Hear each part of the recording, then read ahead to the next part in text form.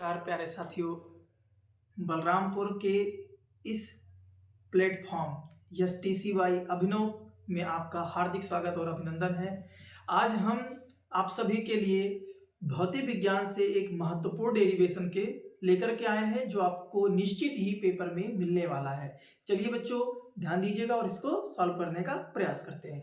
प्यारे साथियों, क्वेश्चन हमारा है कि दे रखा है कि गॉस प्रमेय की सहायता से, मतलब गॉस प्रमेय क्या होता है, बहुत ही सिंपल सा है। गॉस प्रमेय क्या कहता है, phi E = Q upon epsilon not.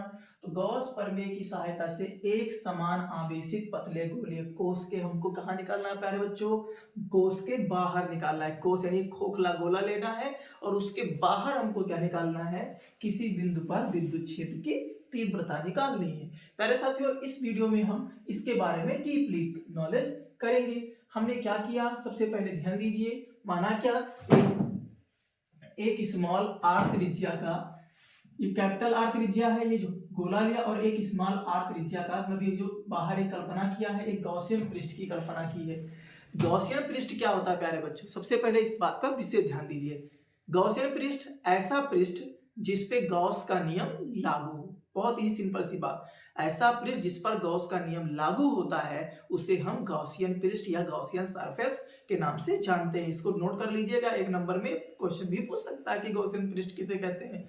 प्यारे बच्चों, तो हम क्या करेंगे, मानेंगे, माना एक त्रिज्या। देखो कैसे क्या करेंगे, देखो यहाँ पे हमने क्या माना, एक कैपिटल R त्रिज्या का एक सर्किल लिया, गोला लिया, ठीक, और इसी से एक स्मॉल r दूरी पर एक बिंदु मैंने P लिया और जिसका क्षेत्रफल, एक सूक्ष्म क्षेत्रफल ले लिया dA। सूक्ष्म क्षेत्रफल क्या ले लिया पहले बच्चों, dA क्षेत्रफल ले लिया। ठीक, चलो क्या करते हैं, मानते हैं। माना कि कैपिटल R त्रिज्या का, इसको आसानी से पहले लिखते हैं, माना कि कैपिटल R त्रिज्या का, माना कि कैपिटल R त्रिज्या का कोई गोलीय कोष है। कैपिटल R त्रिज्या का कोई गोलीय कोष है, कोई गोलीय कोष है। ठीक, ये ना हमने माना गोलीय कोष है, यानी कोष जिसको हम कहते हैं खोल भी कह सकते हैं, कोई दिक्कत नहीं पड़े बच्चों। तो गोलीय कोष है। फिर क्या कहेंगे, जिससे प्लस Q आवेश दिया है। क्या कहेंगे, जिससे प्लस Q आवेश, कौन सा आवेश, प्लस Q आवेश दिया है। ठीक, कौन सा आवेश दिया प्यारे बच्चों, प्लस Q आवेश दिया है या दिया गया है। ठीक, थोड़ा सा और सही कर ले, दिया गया है। फिर क्या कर दिया गया, ध्यान दीजिएगा, यह आवेश इसके पृष्ठ पर क्या हो जाएगा, एक समान रूप से फैल जाएगा। यह आवेश इसके पृष्ठ पर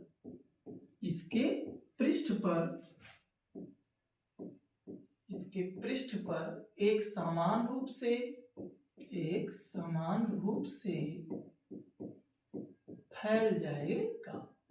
ठीक, जैसे कि चित्र में दिया है, फैल जाएगा। ठीक प्यारे बच्चों, कोई दिक्कत यहां तक नहीं होनी चाहिए। बच्चों, इस प्रकार के डेरिवेशन को हम इजीली करने का तरीका बताते हैं। ये डेरिवेशन 3 या 4 विधि में आता है। चलिए देखेंगे 3 या 4 विधि वो कौन कौन सी है। देखिएगा 3 या 4 विधि का सबसे पहले 2-3 तरीके से आता है। ये पहले तो आएगा गोलीय कोष के बाहर, गोलीय कोष के अंदर और गोलीय कोष के पृष्ठ पर, यानी कि बाउंड्री पर।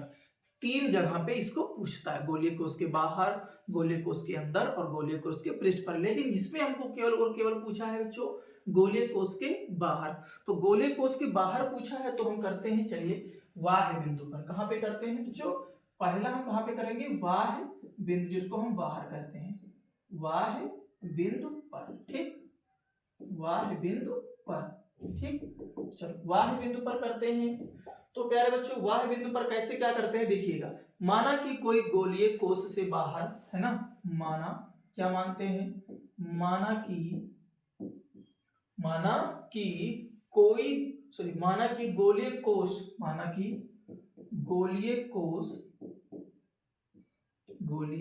कोष, फिर माना कि गोलीय कोष से बाहर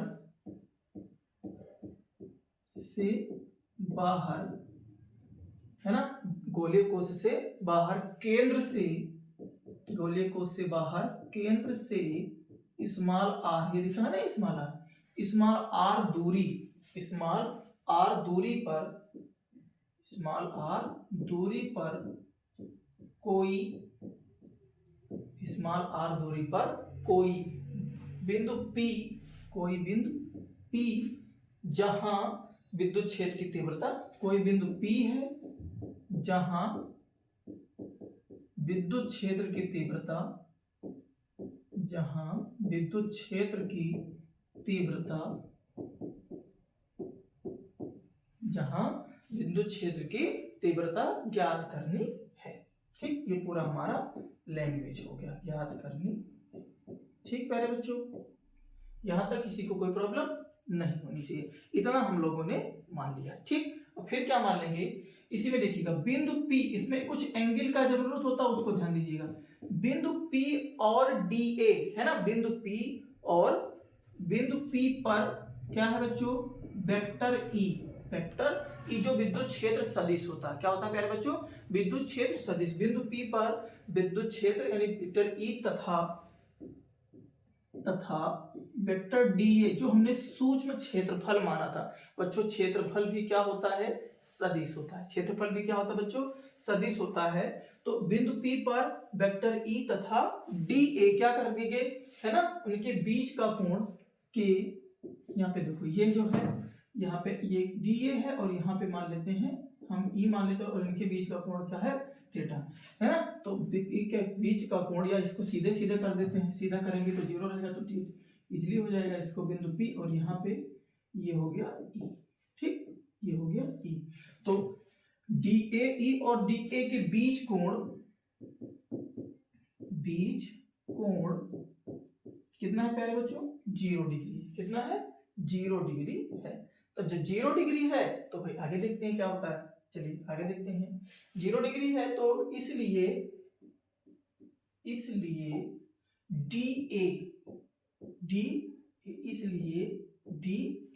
DA हमारा क्या है, सूक्ष्म क्षेत्रफल है। DA क्षेत्रफल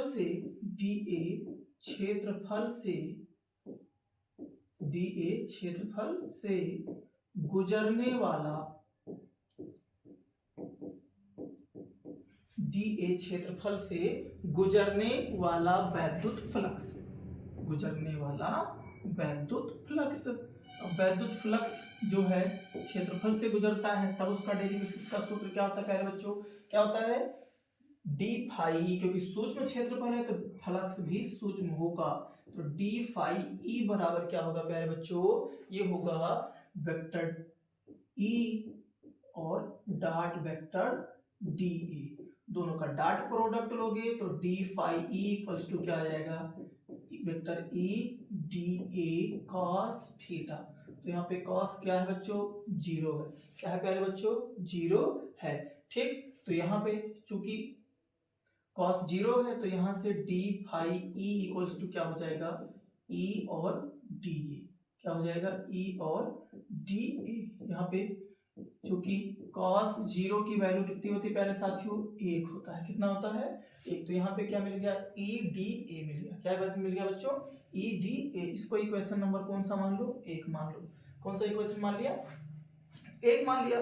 फिर आगे देखते हैं, है ना। अब इसके संपूर्ण पृष्ठ से गुजरने वाला, क्योंकि हमने सूक्ष्म, देखो यहाँ पे गॉस प्रमेय में हमको ज्यादातर यही करना है।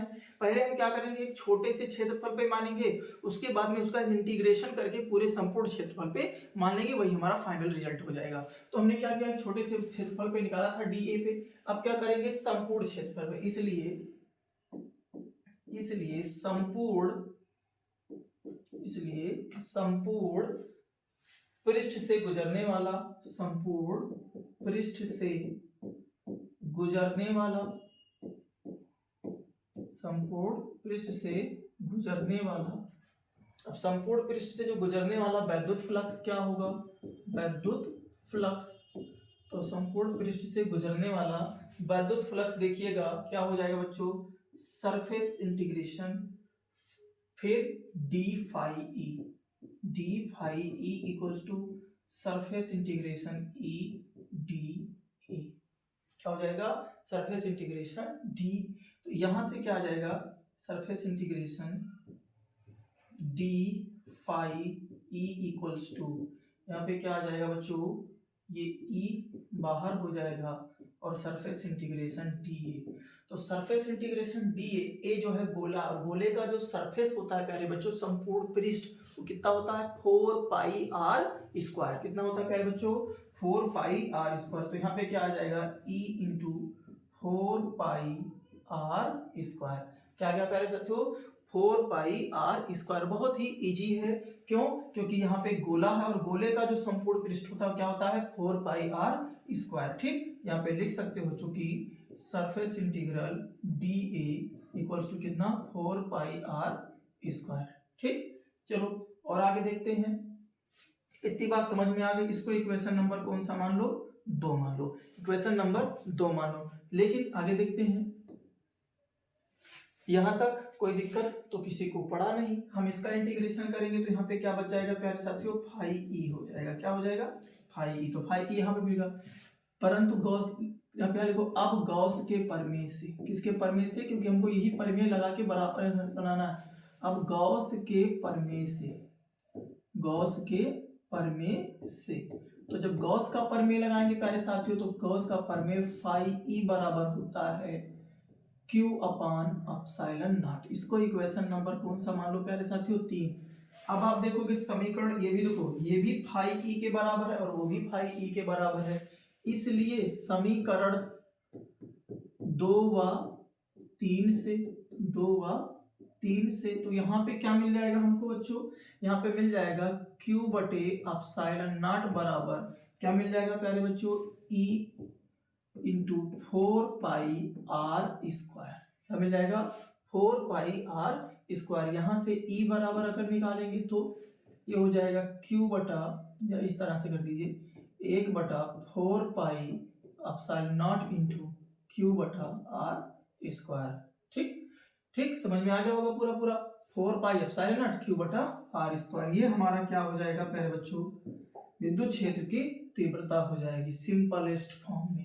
क्या हो जाएगा, विद्युत क्षेत्र की तीव्रता हो जाएगी, किसके द्वारा, गॉस के प्रमेय के द्वारा। आई बात समझ में, यहां तक किसी को कोई दिक्कत होनी भी नहीं चाहिए। अगर हम इसके पृष्ठ पे निकालें, देखो यहाँ पे हमको इतना बताना है कि हमको गोलीय कोष के बाहर निकालना था, लेकिन चलो हम और भी इसमें थोड़ा सा करा देते हैं। इसमें अगर हमको क्या करना हो, यहाँ पे इतना दिमाग में रखो, ये r है, इसकी जो दूरी थी। अब हम क्या करते हैं, तो हम लोग इसमें क्या करते हैं, देखिए दूसरा बात करते हैं, सतह पर या सीमा पर या बाउंड्री पर, है ना, इसको हम क्या कर देंगे, बाउंड्री पर, बाउंड्री,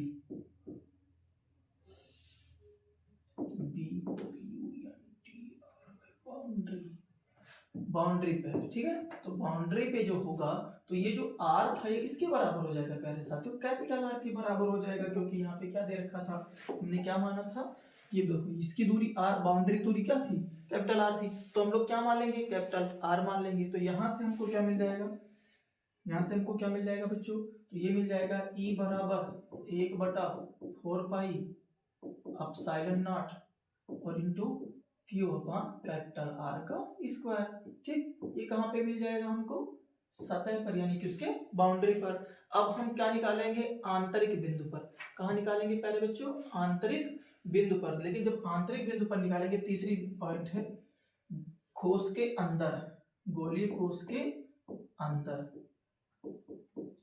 गोलीय कोष के अंदर। तो जब अंदर निकालेंगे प्यारे बच्चों, तो यहाँ से Q जो है इसके अंदर 0 है, मतलब यहाँ पे आप देख लीजिए इस चित्र में, यहाँ पे अंदर कोई भी आवेश स्थित नहीं है, कोई भी आवेश स्थित नहीं है। तो यहाँ से हमको क्या मिल गया, Q बराबर क्या मिल गया, 0, यानी चूंकि Q इक्वल्स टू क्या मिल गया, 0 मिल गया।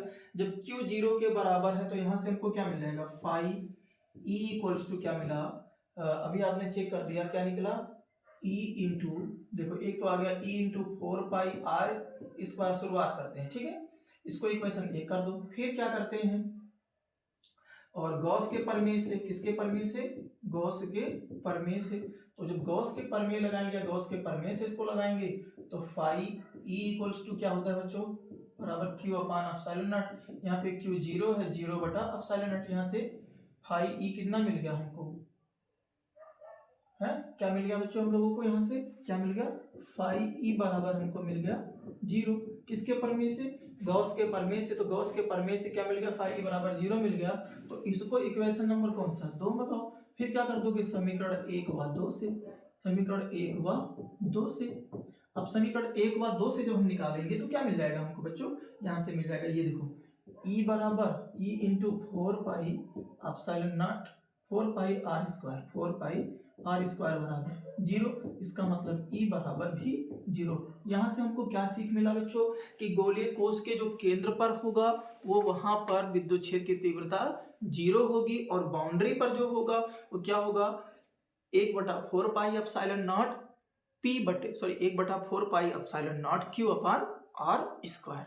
ठीक, तो आई होप ये वीडियो आपको अच्छे से समझ में आया होगा। चलिए मिलते हैं नेक्स्ट वीडियो में, तब तक के लिए धन्यवाद। इस चैनल पर अपना प्यार और दुलार बनाए रखिए। जय हिंद।